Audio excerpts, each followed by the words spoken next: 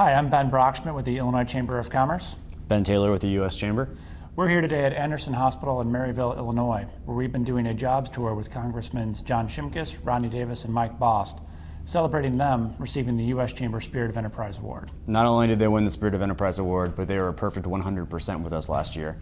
So we thought it was important to come to all of their districts. Earlier today we were at Boeing, where they make Chinooks and some parts for F/A-18s.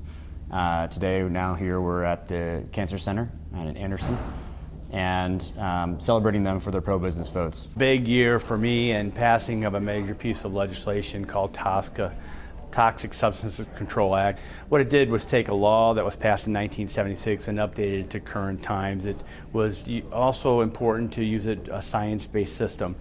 Even in the hallway that we're in right now, 95% of everything you see has been touched by the chemical manufacturing sector in some shape, whether it's fibers in the rugs or the paint or the wood and the veneer.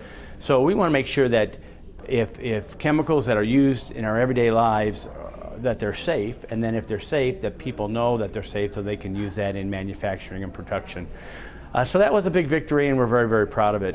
So it's vitally important that we went ahead and got the GMO bill passed so that it's a uniform, that way people can find out what GMO products are in their foods, but do it in a way that it is one set standard throughout the United States, not 50. Infrastructure investment is key to my district in central and southwestern Illinois.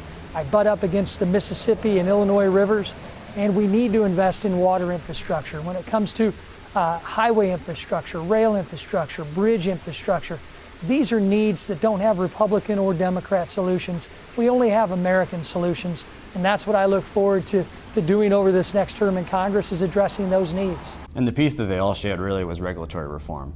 From rolling back some of the most onerous pieces of regulation, the Waters of the U.S. rule, the fiduciary rule, the DOL's overtime rule, many from the EPA, including an onerous ozone regulation, and also looking at not only getting rid of some of the more onerous pieces of regulation from the last administration, but really reforming the way we do regulations. They haven't been reformed since President Eisenhower was in office. So we think a lot has changed since the 1950s, and we need to modernize this. This is including cost-benefit analysis, adding in business community and outside input into that regulatory process before those rules go final.